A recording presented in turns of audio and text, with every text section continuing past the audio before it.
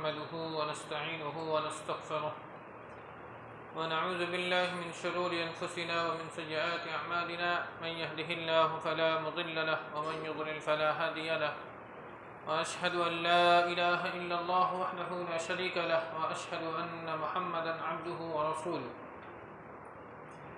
أما بعد فإن خير الحديث كتاب الله وخير الهدي هدي محمد صلى الله عليه وسلم وشر الأمور محدثاتها وكل محدثة بدعة وكل بدعة ضلالة وكل ضلالة في النار. أعوذ بالله من الشيطان الرجيم. بسم الله الرحمن الرحيم. يا أيها الذين آمنوا اتقوا الله حق تقاته ولا تموتن إلا وأنتم مسلمون.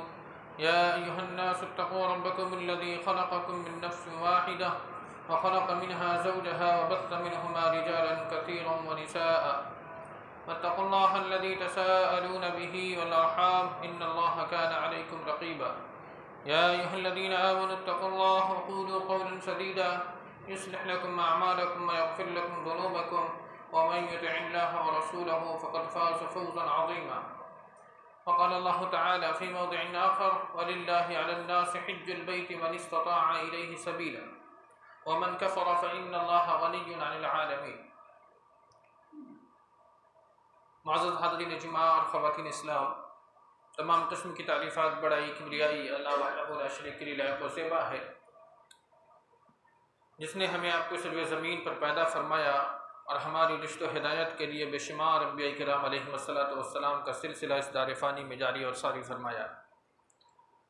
خصوصاً لاکھوں کروڑوں درود و سلام ہوں ہستی اقدس و مقدس پر جن کا نام اسم گرامی جناب محمد رسول اللہ صلی اللہ علیہ وسلم، جن کے ذریعہ اللہ رب العالمین نے ہماری آپ کی تمام اہل کائنات کی رشد و ہدایت کا بندوبست فرمایا. محترم حاضرین جمعہ، ماقبل جو جمعہ گزرا ہے اس میں ہم نے موضوع حج کو بنایا تھا. ماقبل جمعہ میں حج کس کو کہتے ہیں، حج کے ثمرات کیا ہیں، حج کے شرائط کیا ہیں، ان تین چیزوں پر تفصیلی گفتگو ہم کر آئے ہیں. آج کے اس خطبہ جمعہ میں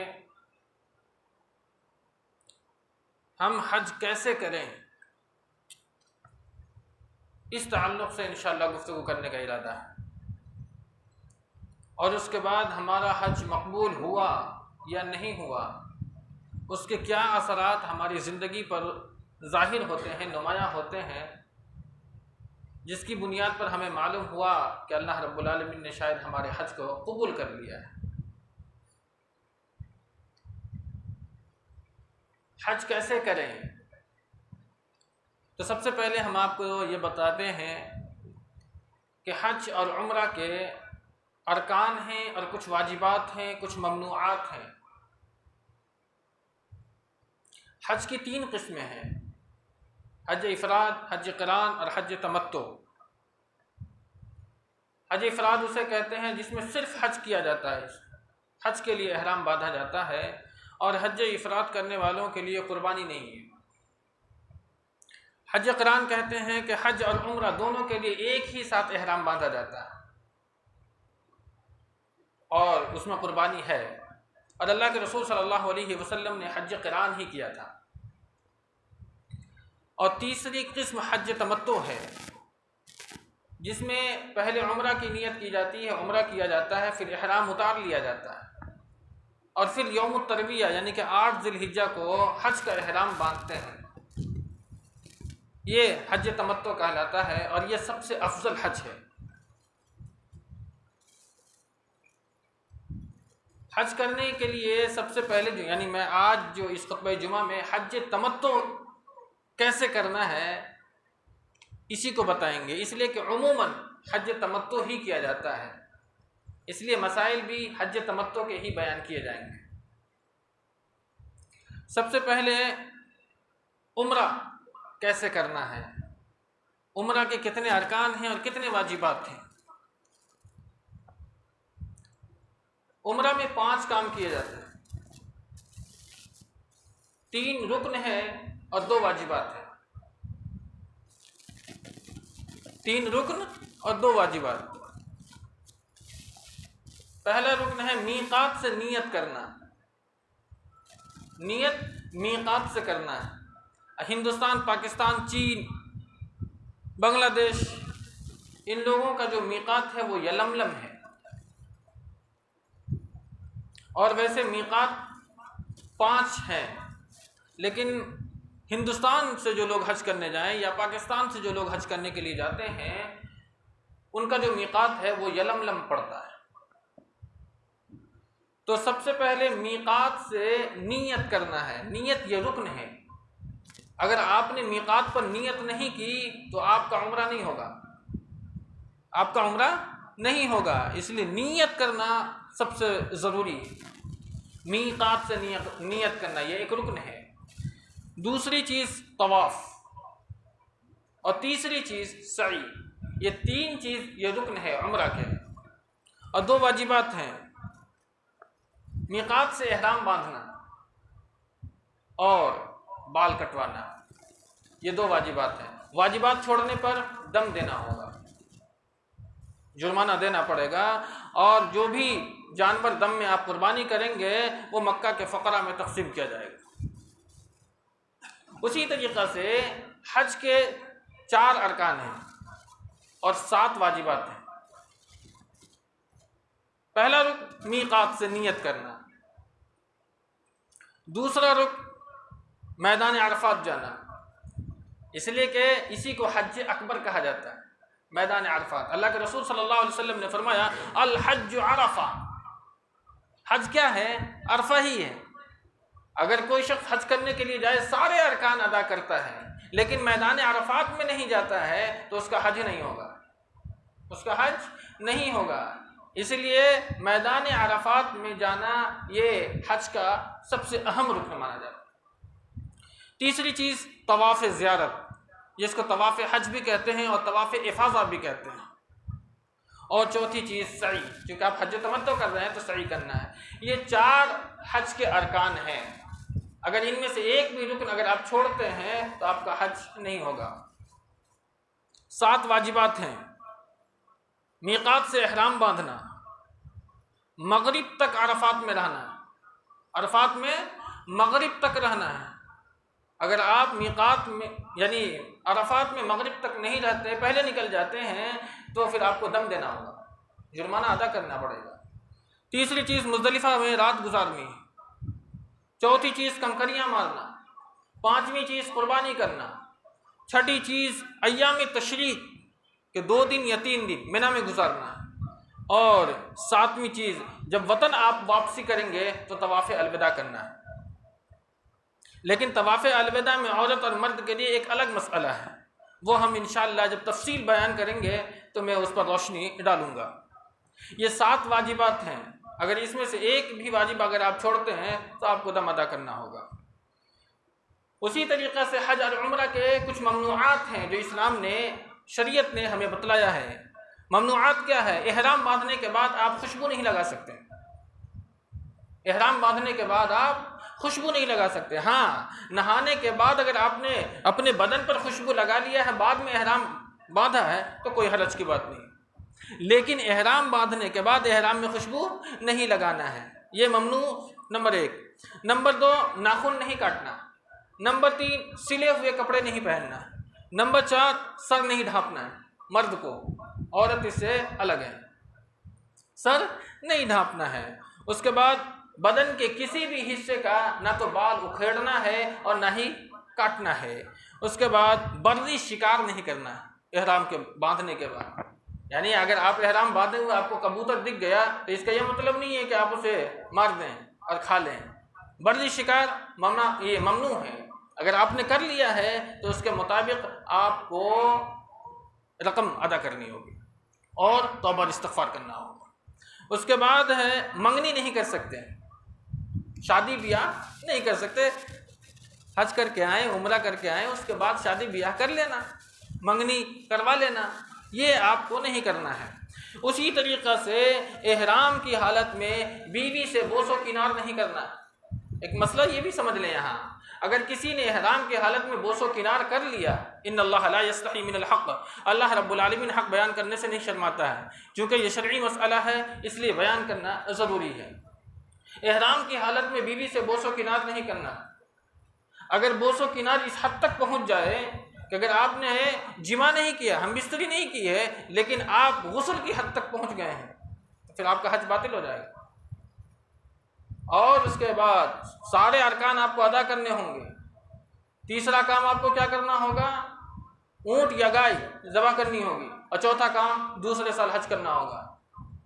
اگر انسان ہم بستری کر لیتا ہے اپنی بیوی سے تو، لیکن اگر ہم بستری نہیں کرتا ہے لیکن اس حالت میں پہنچ جاتا ہے کہ اسے غسل واجب ہو جائے گی، تو اسے دم دینا ہوگا، یعنی کہ اونٹ اور گائے ان میں سے کوئی بھی ایک جانور ذبح کر کے ادا کرنا ہوگا۔ یہ ممنوعات ہیں۔ حاجی اس مسئلے کو ایک دم غور و خوض سے سنیں اور یاد رکھیں۔ ممنوعات کتنے ہیں؟ تقریباً 8 یا 9۔ احرام کے بعد انسان کو ان تمام کاموں سے اپنے آپ کو احتراز کرنا ہے، بچتے رہنا چاہیے۔ اللہ کے رسول صلی اللہ علیہ وسلم نے فرمایا خذوا عنی مناسککم، یعنی مجھ سے حج کے مناسک سیکھ لو، اس لیے کہ حج وہی مقبول ہوگا جو حج اللہ کے رسول صلی اللہ علیہ وسلم کے بتائے ہوئے طریقے کے مطابق کیا جائے۔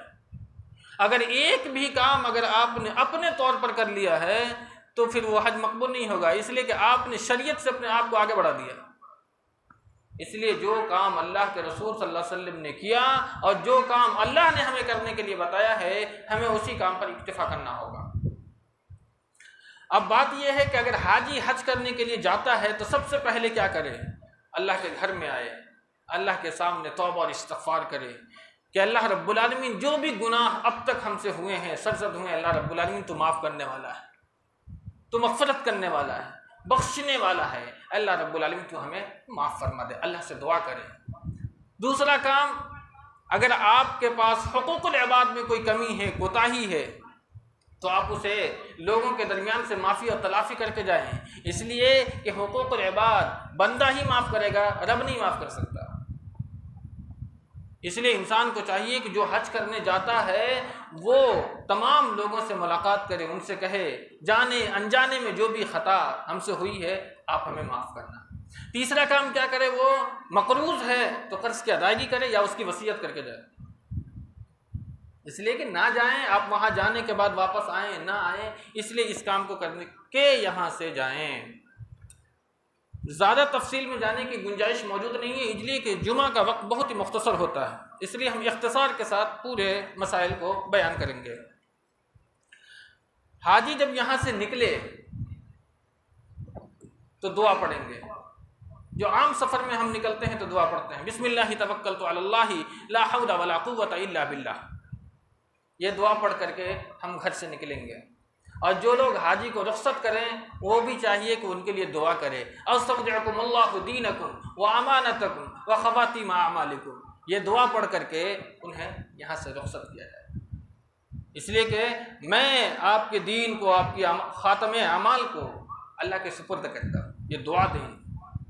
اللہ کے رسول صلی اللہ علیہ وسلم صحابہ کرام جب حج کے لیے جاتے تھے تو تقویٰ کی وصیت کرتے تھے، اوصیکم بالتقوی اللہ، اللہ کے نبی تقویٰ کی وصیت کرتے تھے، اس لیے آپ بھی اگر حاجی حج کرنے جائیں تو انہیں تقویٰ کی وصیت کریں، ان کے لیے سفر کو آسان کرنے کے لیے دعائیں مانگیں، اللہ رب العالمین سے یہ بھی مانگے کہ اللہ رب العالمین ان کے راستے کو سمیٹ دے، مختصر کر دے۔ اللہ کے رسول نے اپنے صحابہ کو جب حج کے لیے روانہ کیا تو یہ ساری دعائیں ان لوگوں کے لیے کیا جو لوگ حج پہ گئے تھے، اس لیے ہمیں چاہیے کہ یہ سب کام ہم اپنے حاجی کے لیے کریں۔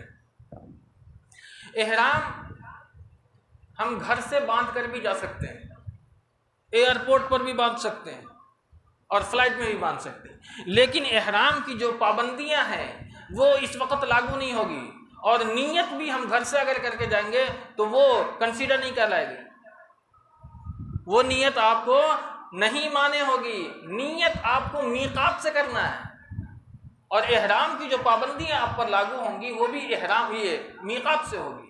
اس سے پہلے اگر آپ نے کر لیا ہے تو ٹھیک ہے، لیکن وہ ساری پابندیاں اور نیت آپ کی وہیں سے مانی جائے گی جو میقات اللہ کے رسول صلی اللہ علیہ وسلم نے متعین فرمایا ہے۔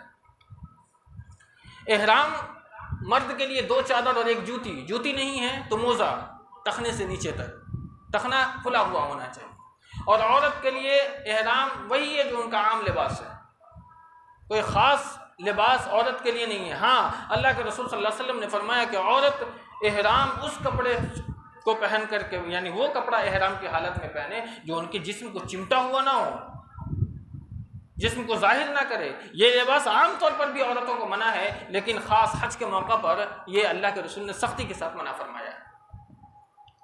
اب سوال یہ ہے کہ عورت وہاں حجاب کرے گی یا نہیں؟ اللہ کے رسول صلی اللہ علیہ وسلم نے فرمایا کہ عورت وہاں نقاب نہیں پہنے گی یہاں تک جو پہنے، یا پھر یہاں تک بھی اپنے ہونٹ کو نہیں ڈھانکے گی، گلفز نہیں پہنے گی، عام لباس ہے۔ حضرت عائشہ رضی اللہ تعالی عنہا اللہ کے رسول صلی اللہ علیہ وسلم سے سوال کرتی ہیں کہ اللہ کے رسول صلی اللہ علیہ وسلم تو پھر ہم بے حجاب رہیں، پردہ نہ کریں؟ اللہ کے نبی نے فرمایا یہ کب ہم نے کہا کہ پردہ نہیں کرنی؟ خود حضرت عائشہ فرماتی ہیں کہ اللہ کے رسول صلی اللہ علیہ وسلم نے ہمیں حکم دیا تھا کہ پردہ کرنا ہے، لیکن کیسے؟ آپ فرماتی ہیں کہ جب ہم جہاں بیٹھے ہوا کرتے تھے تو جب وہاں سے قافلہ گزرتا تھا تو ہم اپنی چادر سے اپنے چہرے کو ڈھک لیا کرتے تھے، اور جب قافلہ وہاں سے چلا جاتا تھا تو پھر ہم اپنے چہرے کو کھول لیا کرتے تھے۔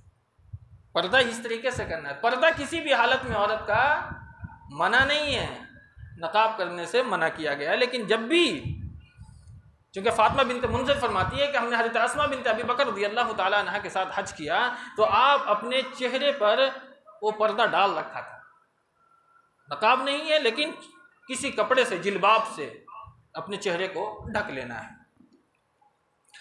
تو یہاں سے حاجی گھر سے نکلا، آج الحمدللہ یہ آسانیاں ہیں لوگوں کے درمیان کہ جب فلائٹ یلملم سے پہلے 30 منٹ 35 منٹ پہلے یہ اعلان کر دیا جاتا ہے کہ میقات آنے والا ہے، حاجی احرام باندھ لے اور نیت کر لیں، یہ اعلان ہو جاتا ہے۔ اعلان ہونے کے بعد ہمیں وہاں نیت کر لینی ہے اور احرام باندھ لینا ہے۔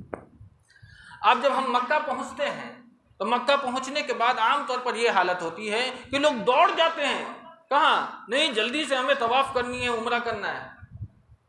اللہ کے رسول صلی اللہ علیہ وسلم نے فرمایا کہ ایسا نہیں، آپ جائیں، آرام کریں، غسل کریں، اور کچھ بھوک لگی ہے تو کھائیں، اس لیے کہ آپ مناسک ادا کرنے کے لیے جا رہے ہیں۔ حالت یہ ہو جاتی ہے لوگوں کی، سننے میں آتا ہے لوگ پہنچتے ہی عمرہ کے لیے نکل پڑتے ہیں، اور صفا اور مروہ کے درمیان سعی کرتے ہوئے لوگ پوچھتے ہیں کتنے ہو گئے؟ ارے 5 ہو گئے، ابھی 2 باقی ہیں۔ ارکان ادا کرنے آیا ہے یا تو ذمہ داری اپنے کندھے سے نکالنے آیا ہے؟ ارکان کی ادائیگی میں خشوع ہونا چاہیے، خضوع ہونا چاہیے۔ آپ اتنے پیسے خرچ کر کے جاتے ہیں، آپ اس طریقے سے کریں گے؟ ایسا نہیں کرنا چاہیے۔ آپ مکمل طور پر عبادت کے لیے تیار ہوں، پھر آپ عمرہ کے لیے نکلیں۔ تو آپ مکہ پہنچے، مکہ پہنچنے کے بعد اپنے ہوٹل جائیں اور آرام کریں، آرام کرنے کے بعد کھانے کی بھوک لگی ہے تو کھائیں، اور اس کے بعد وہاں سے بیت اللہ کے لیے نکلیں۔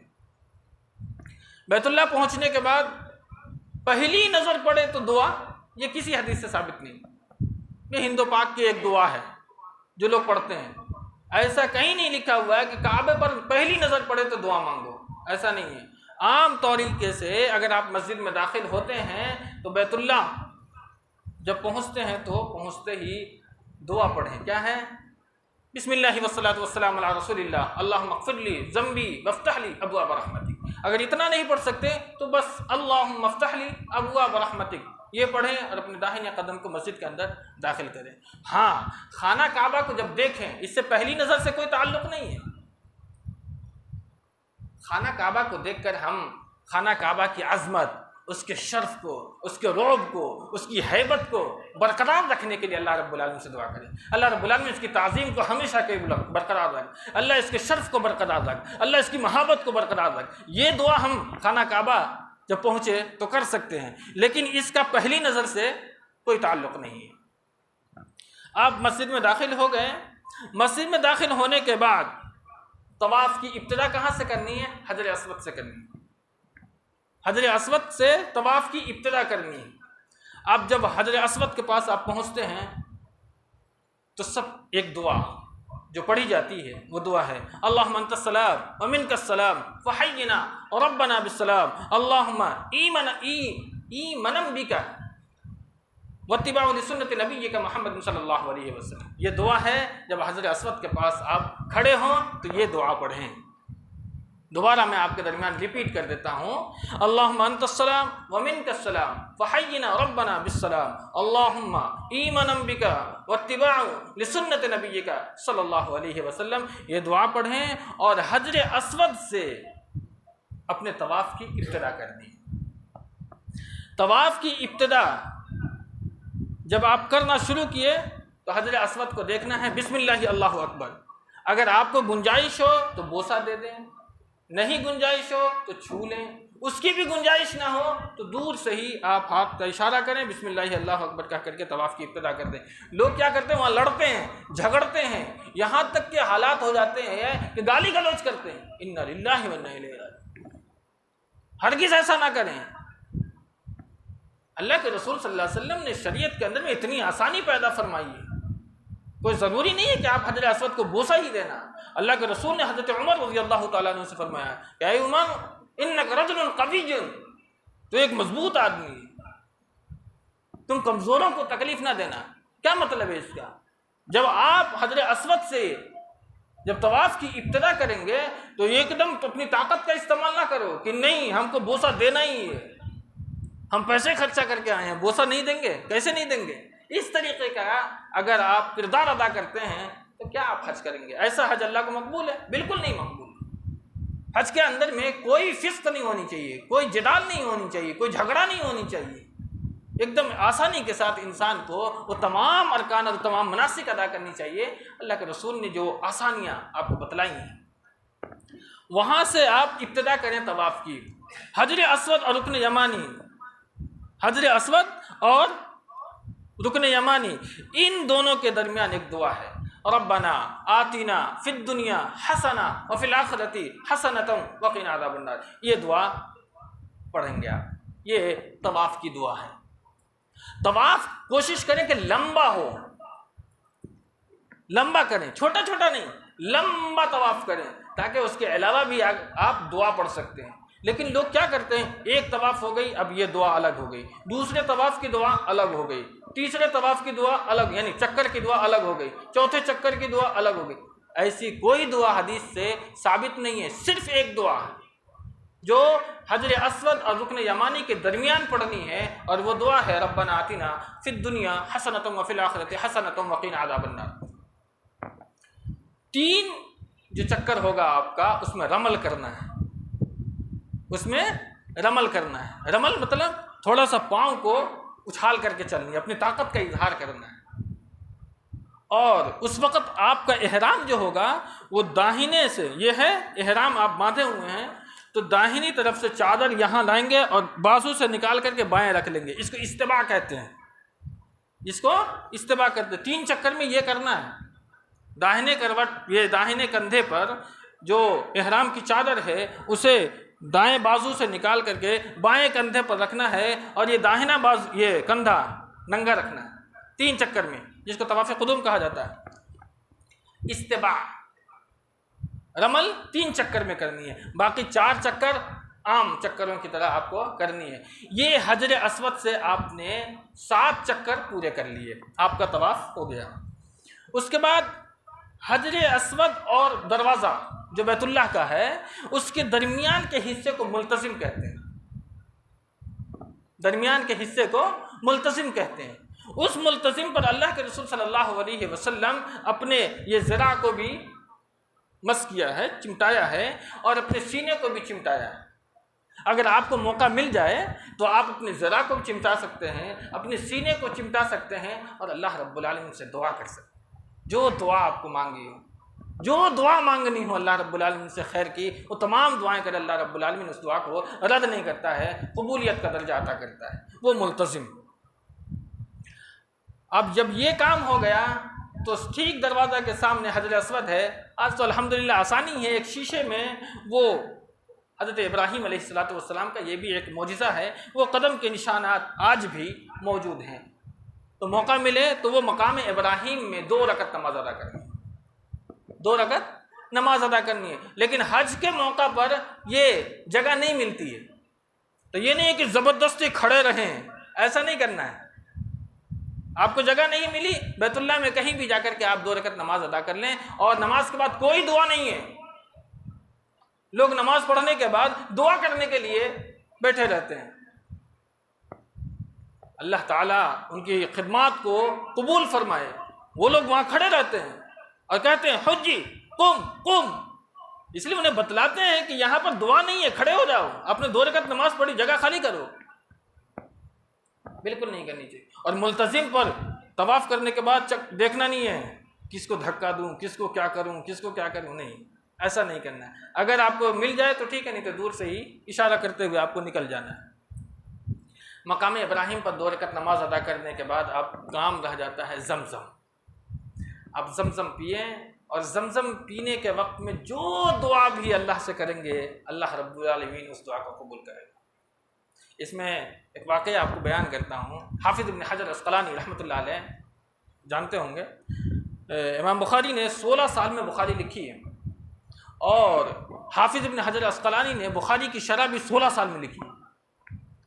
اور حافظ ابن حجر فرماتے ہیں کہ جب میں زمزم پی رہا تھا تو اس وقت میں نے دعا کی کہ اللہ رب العالمین نے مجھے امام ذہبی جیسا حافظہ دینا ہے، اور اللہ نے ہمیں دیا۔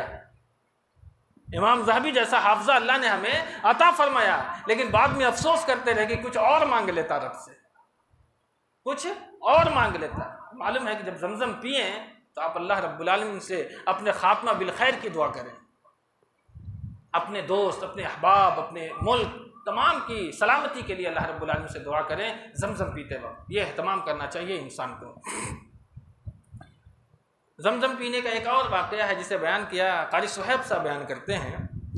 وہ ریاض میں ایک ڈاکٹر ہیں خالد زبیر، وہ فرماتے ہیں کہ ایک پیشنٹ ہمارے پاس آیا، آپ دائی بھی ہیں، تو جب میں نے ان کا چیک اپ کیا تو کینسر آخری اسٹیج پر تھا۔ ہم نے ان سے کہا کہ 1 ہفتے کے بعد آنا، انشاءاللہ دیکھیں گے۔ جب ان کو معلوم ہوا کہ جب کینسر آخری اسٹیج پر ہے تو انہوں نے فوراً مکہ کا رخ کیا اور احرام بادی طواف کر لیا اور خوب زمزم پیا۔ 1 ہفتے کے بعد خالد زبیر صاحب نے ان کو بلایا، کتا ہے اس کو بلا دیا۔ خالد زبیر صاحب نے اپنے اسسٹنٹ سے پوچھا کہ ارے وہ آیا؟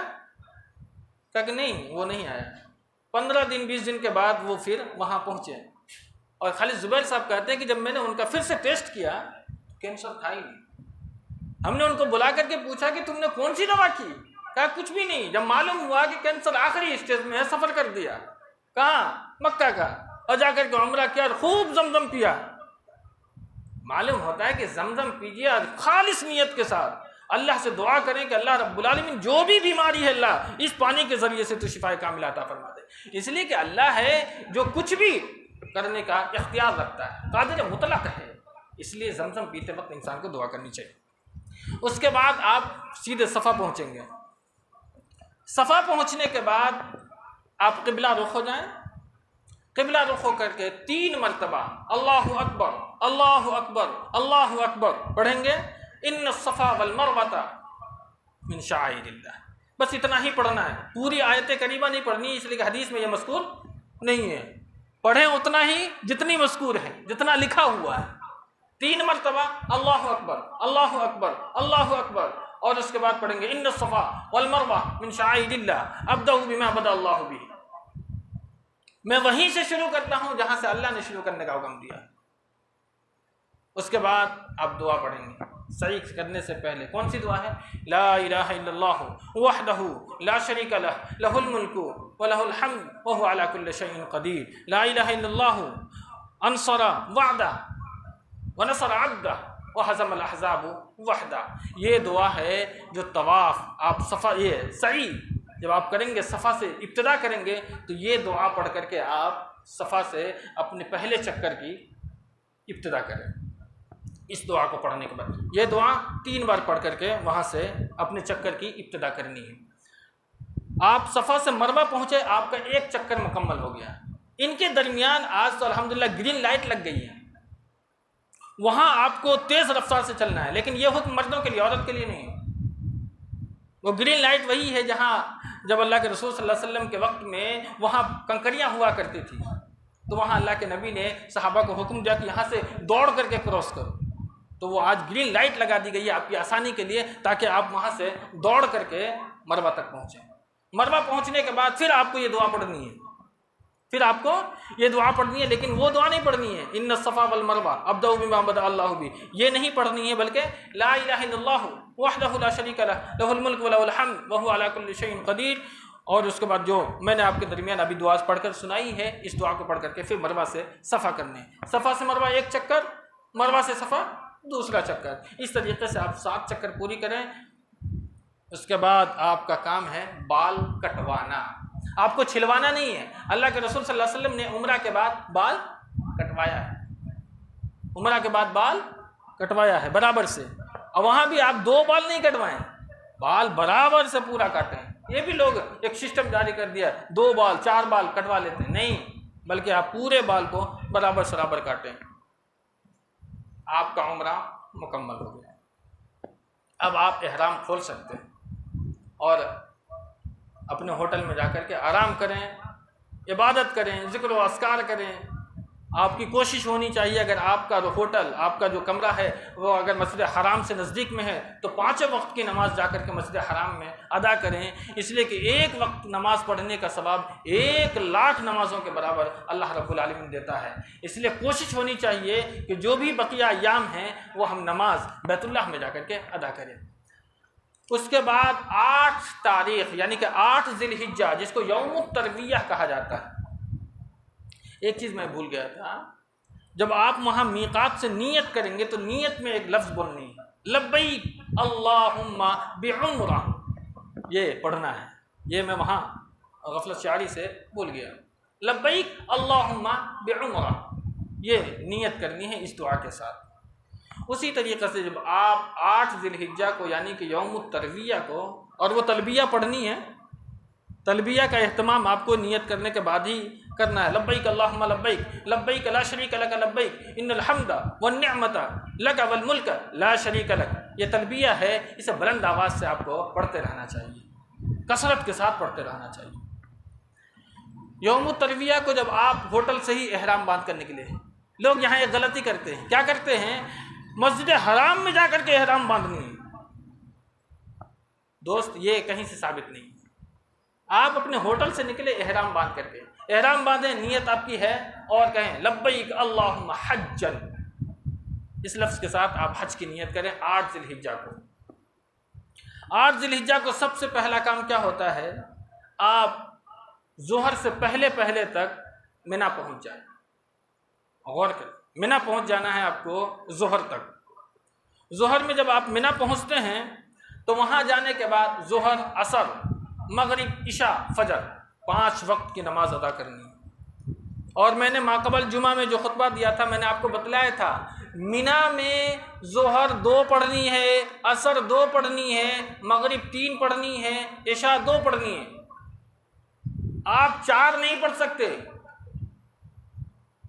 اور وہاں 2 رکعت نماز پڑھنا، اس کا تعلق سفر سے نہیں ہے، اس کا تعلق حج سے ہے، اس لیے کہ یہ صرف آپ کے لیے نہیں، اگر کوئی شخص منا میں رہنے والا بھی ہے، اگر وہ حج کے لیے نیت کرتا ہے تو اسے بھی 2 ہی رکعت نماز ادا کرنی ہے، اس لیے کہ اللہ کے رسول صلی اللہ علیہ وسلم منا میں قصر کے ساتھ نماز پڑھی، اور حضرت عمر، حضرت ابوبکر صدیق رضی اللہ تعالی عنہما بھی منا میں 2 رکعت ہی 4 والی کو 2 رکعت پڑھا۔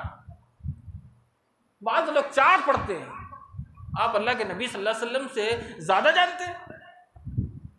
نبی نے کہا مجھ سے حج کے مناسک سیکھو، تو نبی نے جب سکھایا ہے کہ منا میں 2 ہی پڑھنی ہے، ظہر کو، عصر کو بھی 2 پڑھنی ہے، تو 4 کیوں پڑھ رہے ہیں آپ؟ تو 8 تاریخ کو آپ ظہر سے پہلے تک منا پہنچیں، اور منا میں پہنچنے کے بعد آپ کو 5 نمازیں وہاں پڑھنی ہیں، ظہر، عصر، مغرب، عشاء اور فجر۔ فجر کے بعد آپ کو وہاں سے نکل جانا ہے عرفات کے لیے۔ عرفات آپ کو ظہر سے پہلے پہنچ جانا ہے، ظہر تک آپ عرفات میں پہنچ جائیں۔ اب زوال جیسے ہوا، سورج نکل گیا، آپ وہاں سے عرفات کے لیے نکل سکتے ہیں، اس میں کوئی قباحت کی بات نہیں ہے۔ جتنی جلدی ہو آپ ظہر تک منا، یہ عرفات کے میدان میں پہنچ جائیں۔ یہ ہے عرفات ہی حج اکبر کہلایا جاتا ہے، اور اللہ کے رسول نے فرمایا الحج عرفہ، عرفہ ہی کیا ہے؟ حج ہے، یہ رکن ہے حج کا۔ حج میں یہ عرفات میں جانے کے بعد آپ ظہر اور عصر دونوں کو ملا کر کے، یعنی جمع تقدیم کرنی ہے، جمع تقدیم، عصر اور ظہر دونوں کو ساتھ ملا کر کے پڑھنی ہے، یعنی ایک اذان دو اقامت۔ ظہر عصر آپ نے ادا کر لی، اس کے بعد وہیں ایک وادی ہے، وادی نمرہ۔ وادی نمرہ میں خطیب خطبہ دیتا ہے، آپ وہاں جا کر کے خطبہ سنیں، اس لیے کہ وہاں سے جو آواز ہے وہ باہر نہیں آتی ہے۔ جو لوگ حج کرنے گئے ہوں گے انہوں نے دیکھا ہوگا کہ وادی نمرہ جو مسجد ہے اس مسجد سے آواز باہر نہیں آتی ہے، آپ کو کنیکٹ کرنا پڑے گا، یا نہیں تو آپ کو موقع ملے تو وادی نمرہ میں اللہ کے رسول صلی اللہ علیہ وسلم نے وہ آخری خطبہ حجۃ الوداع دیا تھا، جس میں امت کے لیے وہ پیغام اللہ کے رسول نے دیا ہے جو رہتی دنیا تک وہ پیغام کوئی انسان نہیں دے سکتا ہے۔ تمام انسانیت کے جتنے بھی اہم مسائل تھے اللہ کے رسول نے اس خطبہ حجۃ الوداع میں بیان کر دیا ہے۔ جسے بھی جاننا ہو الحمدللہ وہ خطبہ حجۃ الوداع ہمارے پاس موجود ہے، وہ پڑھ سکتا ہے۔ خطبہ سنیں اور مغرب تک آپ کو عرفات میں رہنا ہے، مغرب تک عرفات میں رہنا ہے۔ تھوڑی تاخیر ہو جائے گی تو معذرت چاہتا ہوں۔ مغرب تک عرفات میں آپ کو رہنا ہے۔ عرفات میں بقیہ وقت آپ ذکر و اذکار میں گزاریں، اور جو بھی مانگنا ہو اللہ رب العالمین سے مانگے، اپنی زبان میں جو بھی بھاشا آپ کو آتی ہے، جو بھی مانگنا ہو اللہ سے مانگ سکتے ہیں۔ لیکن میدان عرفات کی ایک دعا جو صحیح سند سے حدیث میں مذکور ہے وہ دعا ہے لا الہ الا اللہ وحدہ لا شریک لہ لہ الملک ولہ الحمد وہو علی کل شیء قدیر۔ آپ سمجھ سکتے ہیں کہ اسلام میں توحید کی کتنی اہمیت ہے، اس لیے کہ سارے اعمال کا دار و مدار اسی توحید پر ہے۔ توحید نہیں سارا عمل بیکار ہے۔ دیکھیں عرفات کے میدان میں بھی اللہ کے رسول سے یہ دعا ثابت ہے لا الہ الا اللہ وحدہ لا شریک لہ لہ الملک ولہ الحمد وہو علی کل شیء قدیر۔ اور میدان عرفات میں دن آپ کو میدان عرفات میں گزارنا ہے، اس لیے وہاں پہ گڑبڑی ہوتی ہے، لوگ وادی نمرہ میں گزار دیتے ہیں۔ وادی نمرہ عرفات سے الگ ہے، اس لیے یاد رکھیں رات یہ دن جو ہے آپ کو عرفات کے میدان میں گزارنی، اور قبلہ رخ ہو کر کے جو بھی دعا اللہ سے مانگے پورے دن آپ مانگ سکتے ہیں۔ جبل رحمت کی طرف منہ کرنا یا پھر اس کی طرف سے ثواب کی نیت سے دیکھنا، لوگ کہتے ہیں یہ سنت ہے۔ اللہ کے رسول صلی اللہ علیہ وسلم نے جبل رحمت پر نہ تو کوئی نماز پڑھی اور نہ ہی آپ نے وہاں کوئی خطبہ دیا۔ یہ سارے مناسک ہیں اور یہ مدلل ہیں، میں آپ کو حدیث کی روشنی میں یہ بتلا سکتا تھا، لیکن وقت کے اختصار سے صرف میں ارکان آپ کے درمیان بیان کر رہا ہوں۔ عرفات میں سورج غروب ہونے کے بعد مغرب نہیں پڑھنی ہے، آپ کو مغرب نہیں پڑھنی ہے، یہ رکن ہے، یہ طریقہ اللہ کے نبی نے فرمایا۔ سورج غروب ہو گیا پھر آپ کو وہاں سے نکل جانا ہے، کہاں؟ مزدلفہ۔ مزدلفہ جانے کے بعد آپ کو مغرب اور عشاء یہ قصر مغرب پڑھنی ہے اور عشاء کو قصر کے ساتھ پڑھنی ہے، یہ جمع تاخیر کہلاتی ہے۔ لیکن عشاء کے بعد وطر پڑھنا ہے، اس لیے کہ اللہ کے رسول صلی اللہ علیہ وسلم چاہے سفر میں ہو چاہے حضر میں ہو وطر کبھی نہیں چھوڑی۔ تو آپ مزدلفہ میں رات گزاریں گے، مغرب اور عشاء پڑھیں گے اور پوری رات گزاریں گے۔ تہجد نہیں پڑھنا ہے، وہاں عبادت کا خمار اللہ کو مت دکھانا۔ اللہ کے رسول صلی اللہ علیہ وسلم نے صحابہ کو فرمایا مزدلفہ میں آرام کرو، اس لیے آرام ہی کرنا ہے، تہجد نہیں پڑھنی۔ مزدلفہ میں مغرب اور عشاء اور وطر پڑھنے کے بعد پوری رات سو کر گزاریں، اس لیے کہ 10 تاریخ کو بڑے بڑے ارکان ادا کرنے ہیں، اس لیے اپنے آپ کو فٹ رکھو، تیار رکھو۔ ہاں درمیانی رات میں اگر آپ کی نیند کھل جاتی ہے تو ذکر و اذکار کریں، اللہ کا ذکر کریں، اللہ کی تسبیح بیان کریں، اللہ کی تقدیس بیان کریں، لیکن نماز کوئی بھی نہیں۔ اس کے بعد آپ فجر پڑھ لی، فجر پڑھنے کے بعد سورج نکلنے سے پہلے پہلے آپ مشعر حرام، وہاں ایک مسجد بن گئی ہے، غالباً اس مسجد کا نام مسجد عائشہ ہے، وہ مشعر حرام فاذکر اللہ عند المشعر الحرام، اللہ نے قرآن میں ذکر فرمایا ہے۔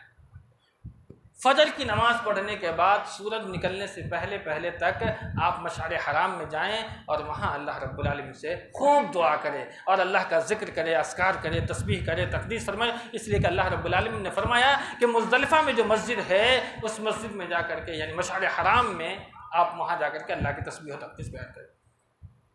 ایک مسئلہ یہاں رک کر کے بتلا دیں، کمزور، ضعیف، عورت، بچے اگر چاہیں تو فجر کے طلوع کے بعد نماز پڑھ کر کے آپ مینا کی طرف نکل سکتے ہیں، آپ مینا کی طرف نکل سکتے ہیں۔ کمزور، بچے، ضعیف جو بھی ہیں، عورت اگر کمزور ہے، بیمار ہے، تو ان لوگوں کو شریعت نے اجازت دی ہے کہ آپ مزدلفہ سے طلوع فجر کے فوراً بعد پڑھ کر کے آپ مینا کی طرف نکل سکتے ہیں، اس میں کوئی قباحت نہیں ہے۔ اصل جو طریقہ ہے وہ یہی ہے کہ انسان سورج نکلنے کے بعد مینا کی طرف نکل جائے۔ مینا پہنچنے سے پہلے لوگ کیا کرتے ہیں کہ مزدلفہ میں ہی کنکریاں اٹھانی شروع کر دیتے ہیں۔ بھائیوں، کنکریاں مزدلفہ سے اٹھانے کی ضرورت نہیں ہے، وہاں کی حکومت بہت بہترین انتظام کرتی ہے۔ آپ کے جو خیمے لگے ہوئے ہیں اس خیمے کے پاس نالیاں بنی ہوتی ہیں، حکومت خود بخود وہاں کنکریاں ڈال دیتی ہیں، وہاں سے کنکریاں اٹھائیں اور جا کر کے ماریں۔ مزدلفہ سے کنکریاں اکٹھا کرنے کی کیا ضرورت ہے؟ اپنے آپ کو کیوں تکلیف دیتے ہیں؟ اس لیے آپ جائیں، آرام سے مینا پہنچیں۔ آپ چاہیں تو وہاں جا کر کے احرام بدل سکتے ہیں، اگر احرام گندا ہو گیا احرام بدل بھی سکتے ہیں، غسل بھی کر سکتے ہیں، اور آرام سے جا کر کے 10 ذی الحجہ کو، جس کو یوم النحر کہا جاتا ہے، تمام علماء کا اس بات پر اتفاق ہے کہ تمام دنوں میں سب سے بہتر دن یوم النحر ہے، قربانی کا دن۔ اس دن ہم اللہ کی رضا کے لیے، اللہ کی خوشنودی کو حاصل کرنے کے لیے اللہ کے لیے جانور ذبح کرتے ہیں۔ یوم النحر کا دن سب سے بڑا دن اسلام کی تاریخ میں۔ 10 تاریخ کو 4 کام کرنے ہیں۔ پہلا کام، بڑا جمرہ عقبہ جس کو کہا جاتا ہے، وہاں جا کر کے کنکریاں مارنی۔ پہلا چھوٹا والا نہیں، بیچ والا نہیں، آخری والا کو جا کر کے کنکریاں مارنی 10 ذی الحجہ کو۔ 10 ذی الحجہ کو پہلا کام جمرہ عقبہ میں جا کر کے رمی کرنی ہے، یعنی کہ 7 کنکریاں مارنی ہے۔ بسم اللہ اللہ اکبر کہہ کر کے کنکریاں ماریں، اور کنکری کی جو حد ہے وہ اللہ کے رسول نے بتایا چنے کے برابر ہے۔ لوگ کیا کرتے ہیں، غصے میں بڑے بڑے اینٹیں لے جا کر کے مارتے ہیں، اور کبھی کبھی تو غصے میں جوتے چپل بھی نکال لیتے ہیں۔ یہاں جا کر کے دنیا بھر کے گناہ کے کام انجام دیتے ہو، وہاں جا کر کے غصہ اتارتے۔ وہاں وہی کام کرو جو کام اللہ کے رسول نے بتلایا ہے، حد بتلا دی ہے، کنکری چنے کی برابر ہو۔ یہ تو مناسک ہے، وہ شیطان تھوڑی ہے جو وہاں جا کر کے غصہ اتار رہا ہے، شیطان نہیں ہے وہ تو ایک پتھر بنا ہوا ہے ایک انڈے کی شکل کے۔ اسی لیے 7 کنکریاں وہاں، ہر کنکری پر بسم اللہ اللہ اکبر کہہ کر کے کنکریاں مارنی، پہلا کام۔ دوسرا کام قربانی کرنا۔ تیسرا کام بال اتروا لینا، وہاں آپ کو پورے بال اتروا لینا۔ چوتھا کام طواف افاضہ کرنا ہے۔ یہ 4 کام اگر آپ کر لیے تو آپ حلال ہو گئے۔ آپ احرام اتار سکتے ہیں، سلا ہوا کپڑا پہن سکتے ہیں، خوشبو لگا سکتے ہیں۔ لیکن اگر آپ 2 کام کیے ہیں، قربانی کی کر لی اور جمرات پر کنکریاں مار دی، تو آپ کو حلت اولا حاصل ہو گئی، یعنی آپ احرام اتار سکتے ہیں، سلے ہوئے کپڑے پہن سکتے ہیں، لیکن حلت اولا کے بعد بیوی کے ساتھ یعنی بیوی کے پاس جا کر کے بوس و کنار یا جو بھی ضرورتیں ہیں وہ پوری نہیں کر سکتے۔ وہ کب کریں گے؟ آپ طواف افاضہ کے بعد کریں گے، جس کو طواف زیارت کہتے ہیں یا طواف حج کہتے ہیں۔ 4 کام کرنے ہیں 10 ذی الحجہ کو، یاد رکھے۔ پہلا کام جمرات عقبہ پر، یعنی بڑا جمرہ جو ہے اس پر کنکریاں مارنی ہے، اس کے بعد قربانی، اس کے بعد بال کٹوانا ہے اور طواف افاضہ کرنا ہے۔ اگر آپ 10 تاریخ کو طواف افاضہ نہیں کر پائے تو 11 کو کر لیں، 12 کو کر لیں، 13 کو کر لیں، لیکن کرنا ہے۔ اگر آپ نہیں کریں گے حج باطل ہو جائے گا۔ لیکن عام طور پر لوگ اس طریقے سے کرتے ہیں۔ ان 4 کام میں اگر کوئی پہلے آگے پیچھے ہو جائے تو کوئی حرج نہیں۔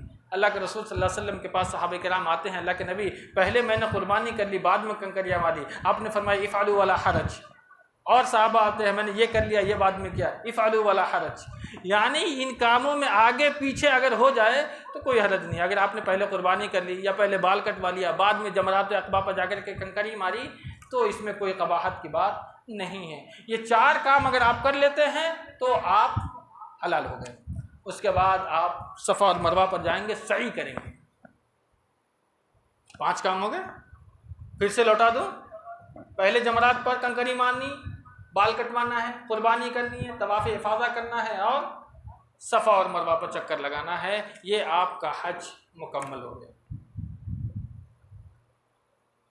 آج تو حکومت نے آسانی دے رکھی ہے وہ اس معنی میں کہ قربانی کے پیسے آپ کے پہلے کٹ جاتے ہیں، لیکن بعض لوگ وہاں بھی بدماشی کرتے ہیں، چندے کرتے ہیں. وہاں آپ کے وہ خیمے میں پہنچ جائیں گے، آپ پیسے ہم کو دے دیجئے ہم قربانی کروا دیں گے. ان چکروں سے بچ کے رہیے گا.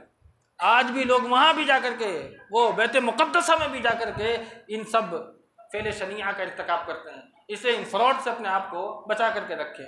وہاں حکومت کی طرف سے لوگ بیٹھے ہوتے ہیں، وہاں جا کر کے آپ باضابطہ پیسہ جمع کریں اور آپ کی قربانی کر دی جائے گی. کسی ایسے لوگوں کو پیسہ نہ دیں جس کے بارے میں اعتماد اور بھروسہ نہ ہو. ایک اور چیز بتائی جو میں نے آپ کو بتلایا کہ اگر طواف افاضہ ہم نہیں کر پائے تو جب تک طواف افاضہ نہیں کریں گے ہم اپنی بیوی کے پاس نہیں جا سکتے، کیونکہ آپ کو حلت ثانیہ حاصل نہیں ہوئی ہے.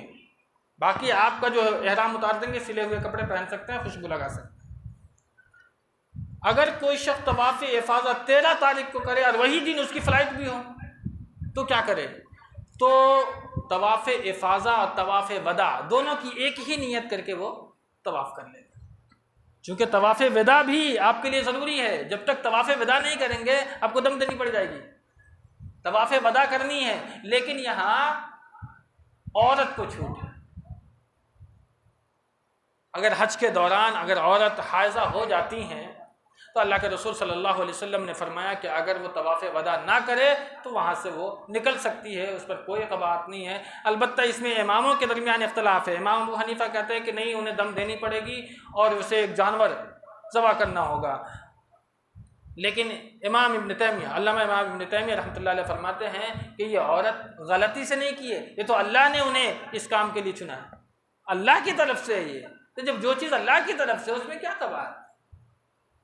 اسی لیے اس پر کوئی دم نہیں ہے. عورت اگر حائضہ ہو جاتی ہیں تو وہ وہاں سے نکل سکتی ہیں، کوئی قباحت کی بات نہیں ہے. ایک چیز یہ بھی بتا دوں کہ عام طور پر لوگ وہاں بہت سارے افراتفری کا ماحول کرتے ہیں، گالم گلوچ بھی کرتے ہیں. اس طریقے سے انسان کے حج کے اندر میں بہت ساری خرابیاں، خامیاں، یہ ساری چیزیں لاحق ہو جاتی ہیں. اسی لیے انسان کو چاہیے کہ حتی المقدور اپنے آپ کو ان تمام ممنوعات سے بچیں جو ابھی ذکر کیا گیا ہے، اور وہ تمام ارکان اسی طریقہ سے ادا کریں جس طریقہ سے اللہ کے رسول صلی اللہ علیہ وسلم نے ہمیں ادا کرنے کا حکم دیا ہے. ایک آخری بات اور اہم بات بتاتا ہوں. لوگ عمرہ کر لیتے ہیں اپنا اور پھر 10 ریال کا عمرہ کرتے ہیں. 10 ریال اس معنی میں کہ وہاں سے وہ پھر مسجد وہ تنعیم پہنچ جاتے ہیں، مسجد عائشہ، اور وہاں سے جا کے پھر احرام باندھتے ہیں، پھر آ کر کے عمرہ کرتے ہیں. یہ باپ کی طرف سے، یہ بھائی کی طرف سے، یہ چاچا کی طرف سے، یہ ماما کی طرف سے. بھائیو، یہ اس طریقے کا کوئی ثبوت نہیں ہے. چاچا، ماما، دایا. ہاں، آپ ایک ہی سفر میں 2-3 عمرہ کرنے کی اجازت ہے، کر سکتے ہیں، لیکن آپ کو میقات جانا پڑے گا، چونکہ احرام میقات سے باندھنی ہے، نہ کہ مسجد عائشہ سے. مسجد عائشہ سے صرف اللہ کے رسول صلی اللہ علیہ وسلم نے صرف حضرت عائشہ رضی اللہ تعالی عنہا کو یہ حکم دیا تھا، چونکہ آپ حج کے دوران حائضہ ہو گئی تھی تو آپ نے آخری جو طواف وداع ہے، نبی نے فرمایا کہ آپ فارغ ہو گئے ہو تو یہاں سے تم احرام باندھو، نیت کرو اور جا کر کے طواف وداع کر لو. یہ تمام لوگوں کے لیے نہیں ہے، یہ صرف حضرت عائشہ رضی اللہ تعالیٰ عنہ کے لیے مخصوص تھا. اس لیے اگر آپ دوسرا عمرہ کرنا چاہتے ہیں تو میقات جائیں، وہ 70 کلومیٹر دور یلملم، یا 450 کلومیٹر دور جوحفہ، وہاں سے جا کر کے نیت کریں اور آ کر کے عمرہ کریں. تو ایسا نہیں کریں گے، باپ کی طرف سے، بھائی کی طرف سے ایک ہی پیسہ میں سارا کام انجام دینا چاہتے ہیں. ایسا نہیں کرنا چاہیے. انسان کو ان چیزوں سے گریز کرنا چاہیے، پرہیز کرنا چاہیے. باری تعالیٰ سے دعا کرتے ہیں رب العالمین ہمیں آپ کو نیک عمل کرنے کی توفیق عطا فرمائے اور اعمال وہی کرنے کی توفیق دے جو طریقہ اللہ اور اس کے رسول صلی اللہ علیہ وسلم نے ہمیں بتلایا ہے. باری تعالیٰ ہمیں کہنے سننے سے زیادہ عمل کی توفیق بخشے. آمین. وآخر دعوانا ان الحمد للہ.